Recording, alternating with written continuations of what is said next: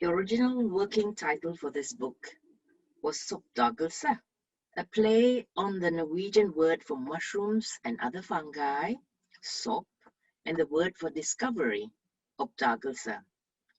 So, this is an account of one anthropologist's journey of discovery into the world of mushrooms and of my fascination with fungi and the mushroom gatherers I met along the way.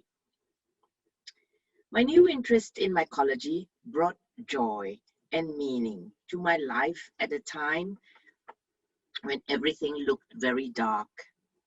There is no doubt in my mind that it was this interest in mushrooms and mushroom trails which helped me to find my way back to life after the unexpected death of my husband. Some way into writing this book, I began to wonder where and how I could weave in a line or two about him. Should I mention his death in the foreword, perhaps? I sat down and started writing what would eventually become chapter 2, The Next Best Death. From that moment on, the whole concept of this book changed. The link between my exploration of the world of fungi and my wandering through the wilderness of grief seemed to be the most interesting story here. So this book tells of two parallel journeys, an outer one into the realm of mushrooms and an inner one through the landscape of mourning. This is the story of a journey which started on the day when my life was turned upside down, the day when Eof went to work and didn't come home. He never came back. Life as I had known it was gone in that instant. The world would never be the same again. I was devastated. The pain of my loss was all that was left of him. It tore me apart, but I had no wish to dull the agony with painkillers. I wanted to suffer every ounce of the torment raw. It was confirmation that he had lived, that he had been my husband. I did not want that to be gone as well. I was in free fall, I who had always been in command and in control, I who liked to have a firm grip on things. My lodestar was gone. I found myself in unknown territory, a reluctant wanderer in a strange land. Visibility was poor, and I had neither map nor compass. Which way was up? Which way was down? From which corner should I start walking? Where should I set my foot? There was nothing but blackness. To my surprise, I chanced upon the answers to these questions where I had least expected them. The weather was damp, and there was a light drizzle in the air, and the dead leaves that had fallen from the tall, venerable trees in Oslo's botanical gardens were starting to molder. There was no doubt that the warm days of summer were over, and a colder season was starting to encroach on our lives. Someone had told me about this course, and I had signed up for it without giving it too much thought. It was something Eof and I had talked about doing, but never got round to. So, one autumn dark evening, I presented myself, not expecting too much, in the basement of the Natural History Museum at the University of Oslo. I needed to watch my step. I had already managed to break an ankle after Eof's funeral. The fear of falling remained with me long after the incident. I had been told that it takes a while for a broken ankle to heal, but whether a broken heart could ever be whole again, and if so, how long that might take, no one could tell me. Grief grinds slowly. It devours all the time it needs. The course of bereavement does not run smooth. It progresses in fits and starts, takes unforeseeable turns.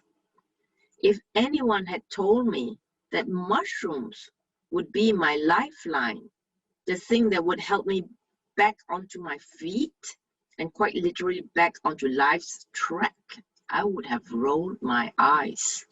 What had mushrooms to do with mourning? But it was out in the open woodland, on moss-covered ground, that I stumbled on what I was searching for. My exploration of the mushroom terrain also became a ramble through an inner landscape, a via interna. The outer journey has been time-consuming. So too has the inner journey, and it has also been turbulent and challenging. For me, there is no doubt that my discovery of the realm of fungi steadily nudged me out of the tunnel of grief. It eased the pain and became my path out of the darkness. It offered me fresh perspectives and led me, little by little, to a new standpoint. Only later did it dawn on me that mushrooms had been my rescue in my hour of need, and that seemingly unrelated subjects, such as mushroom and mourning, can, in fact, be connected. That is what this book is about. I'd better start, therefore, with the beginner's course on mushrooms.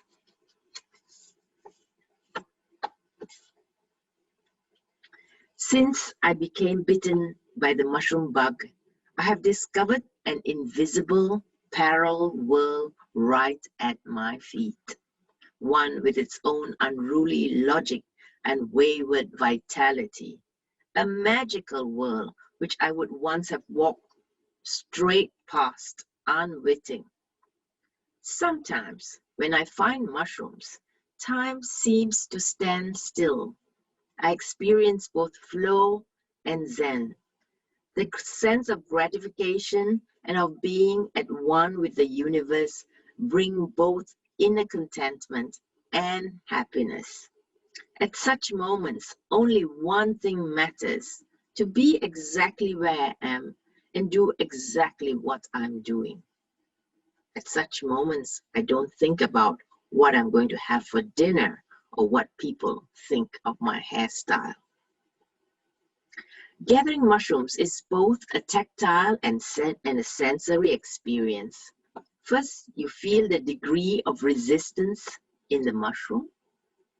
Some stubborn fungi dig in their heels. Others are ready to leave the forest and come home with us if we merely smile sweetly at them. I love the moment when, after a little careful grubbing about, I finally have my golden prize in my hand.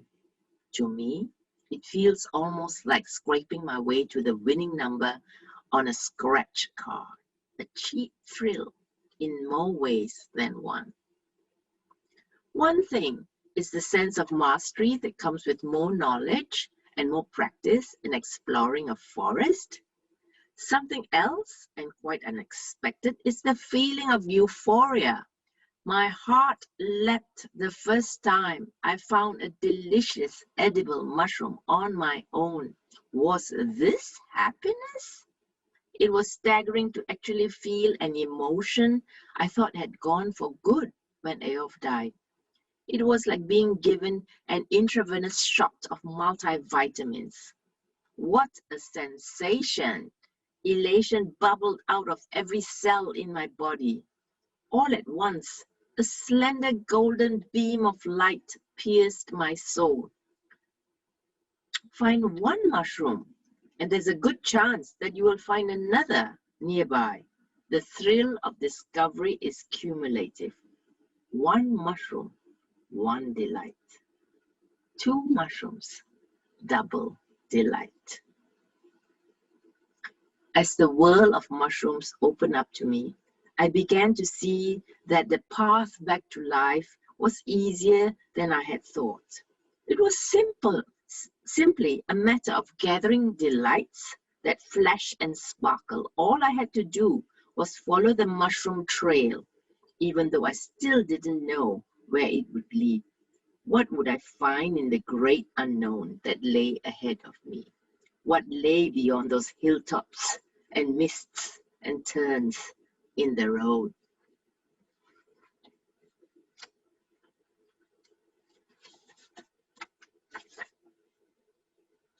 Slowly but surely, as time went on, the pattern of my days began to change. It was when I was free to go mushroom hunting that this new life gradually began to blossom. These outings gave me the push I needed to get out of the house and take part in life, instead of staying immersed in misery within its four walls. It also made it easier to get to know people in the mushroom community who made me feel welcome on their outings. I was taken to places in and around Oslo which were totally unknown to me. On these forays into moss-covered forests, I also began to take pleasure in gathering other wild delicacies.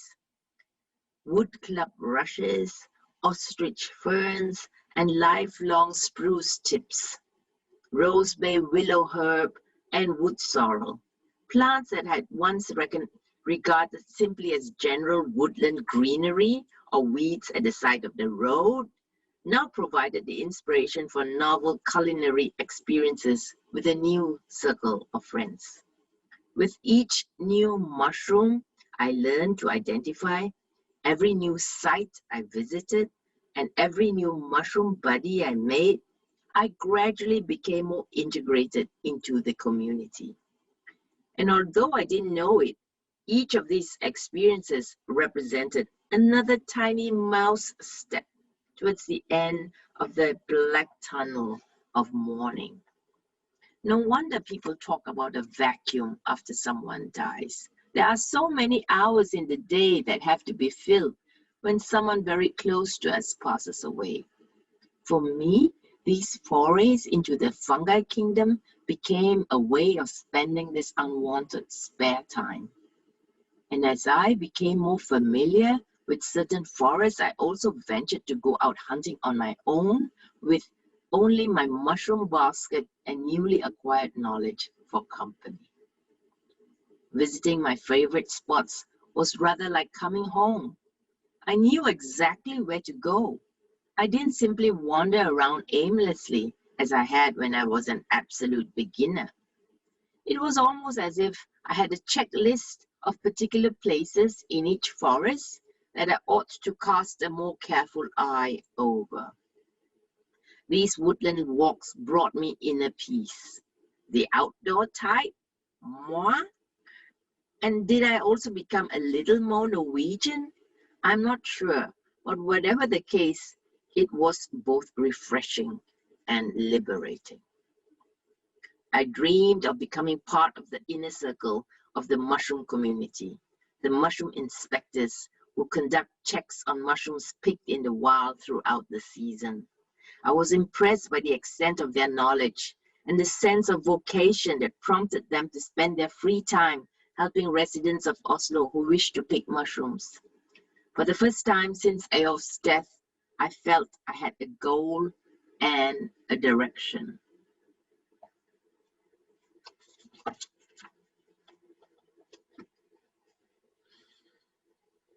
For a long time, I thought it was just a coincidence that mushrooms of all things should have been the saving of me.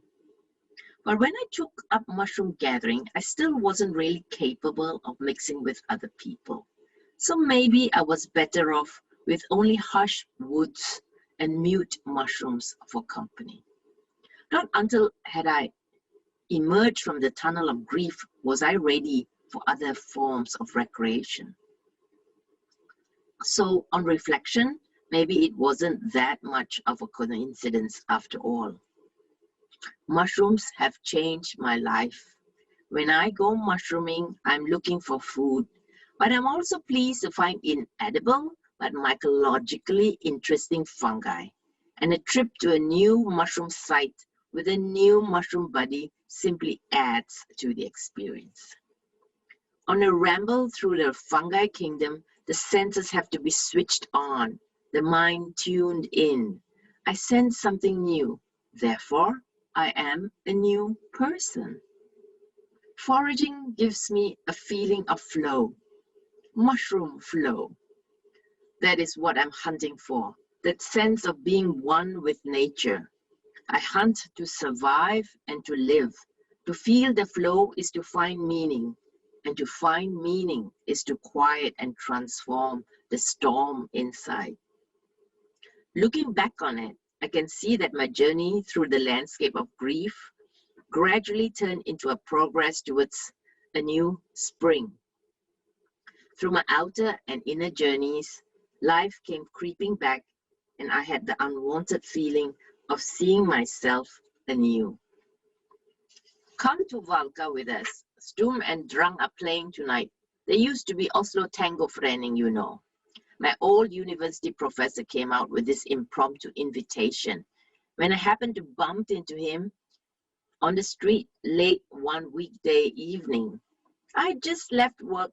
I was mentally drained and had been looking forward to getting home. Nonetheless, he talked me into it. The Valkyrian restaurant is an old low-budget watering hole in Majustua on the west side of Oslo. Popularly known as Valka or Valken, it was established sometime before 1912.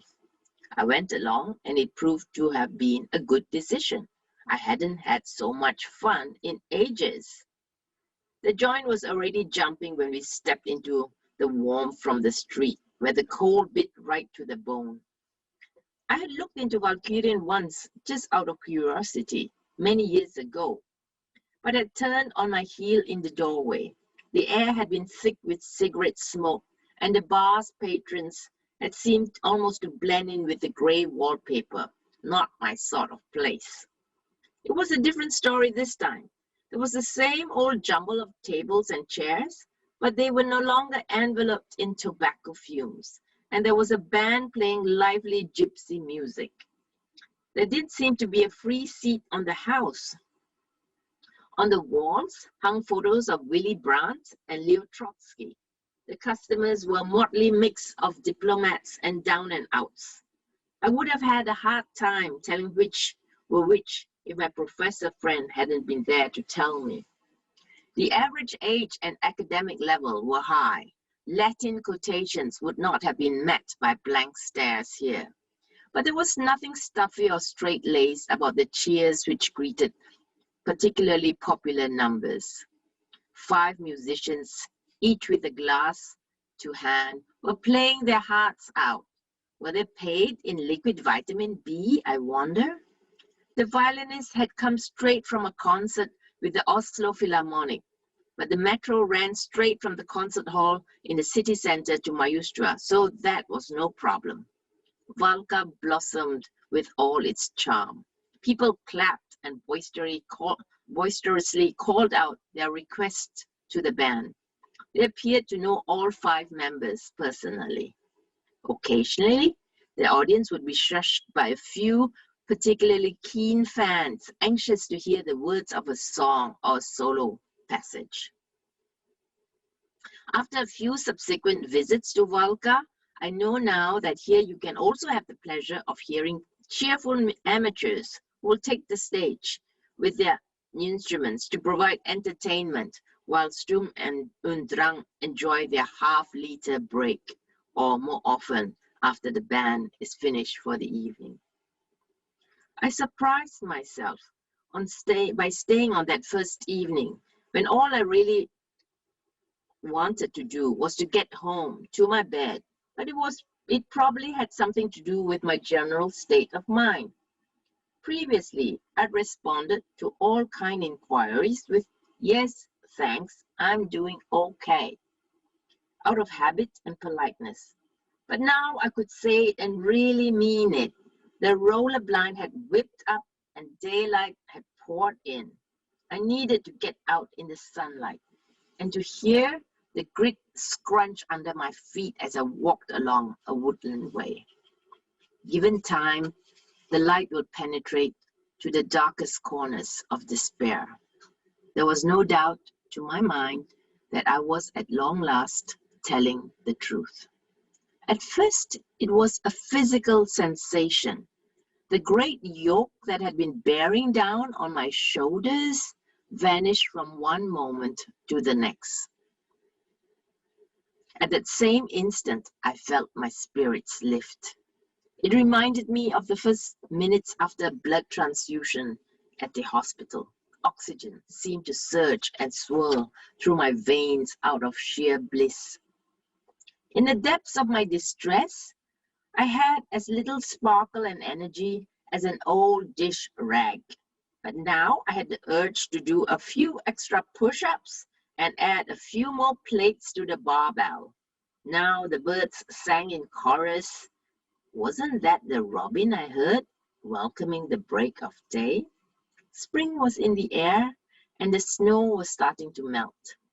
The snowdrops and the winter, the conite, had made their appearance on the little strips of garden outside the tenement buildings in Fargabod.